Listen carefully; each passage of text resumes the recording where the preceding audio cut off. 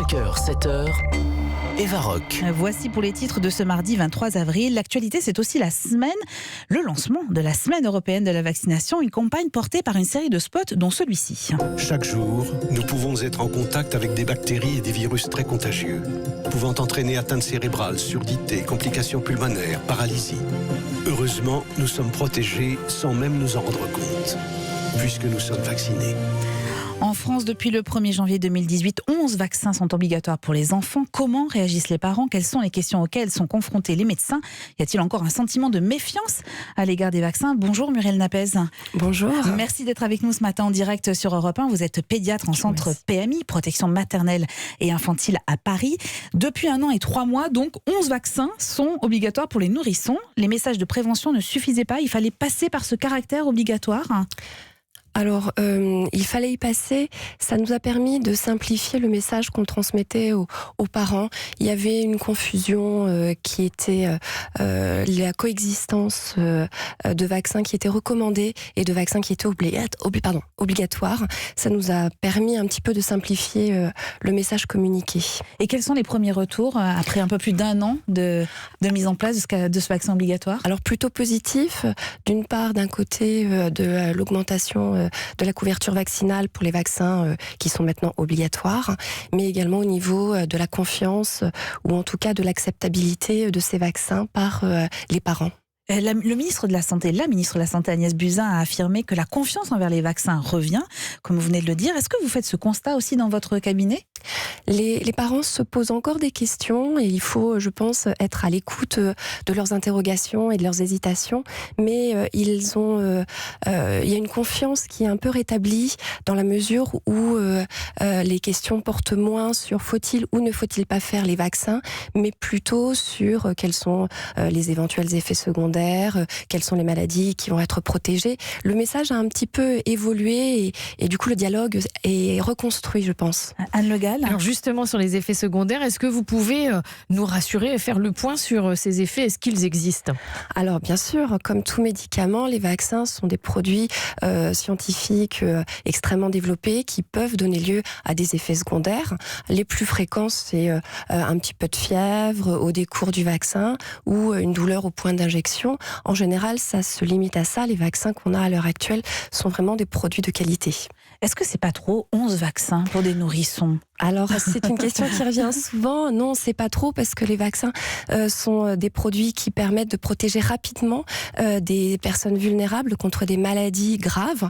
Et le jeune enfant est justement une personne vulnérable qu'il faut rapidement amener à un statut immunitaire de qualité, en fait. Mais est-ce qu'il y a encore un intérêt à vacciner des enfants contre des maladies extrêmement rares, comme je voyais parmi les 11 vaccins obligatoires, il y a la poliomyélite. Il n'y a pas eu de cas en France, par exemple, de poliomyélite. Est-ce que ça sert encore à vacciner des enfants? Oui, parce que la poliomyélite n'est pas éradiquée de la surface de la Terre et que si on diminuait la couverture vaccinale, notamment pour cette maladie,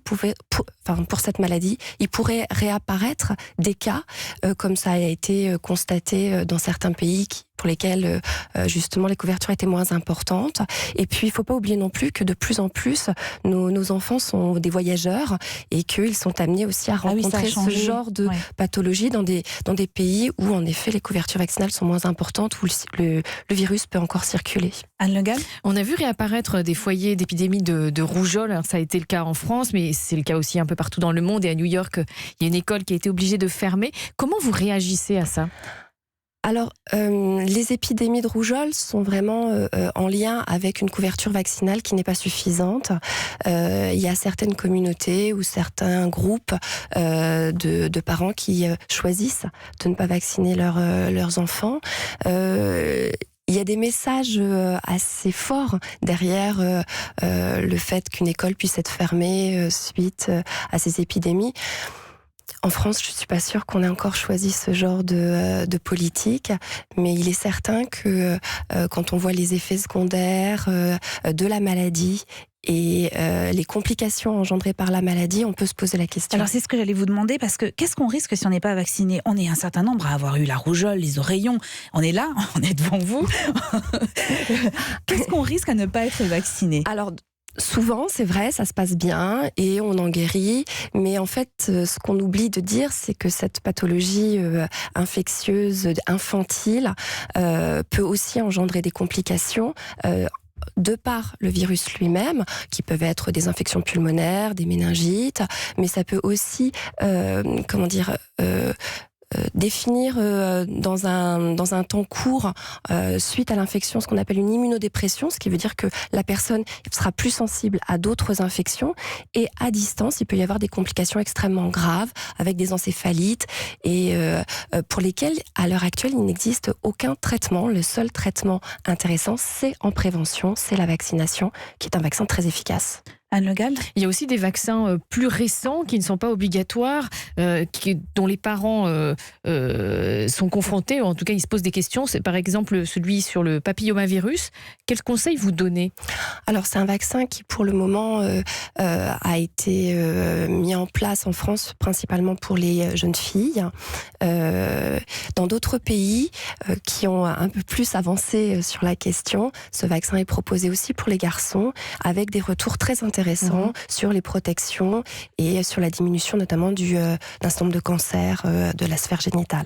Mais là, les parents, ils sont pas un peu paumés quand on leur dit « Alors, vous avez 11 vaccins qui sont obligatoires pour vos nourrissons, et puis il y a une série de vaccins qui ne sont pas obligatoires, mais fortement conseillés. » Comment vous réagissez, vous, en tant que médecin, face à leur questionnement ? Il faut essayer d'écouter chaque message qu'ils nous envoient. Leurs questionnements sont légitimes. C'est-à-dire que ce ne sont pas des gens qui font n'importe quoi, mais ce sont des gens qui sont préoccupés par la santé de leurs enfants et qui vont essayer de faire au mieux pour leur apporter le meilleur.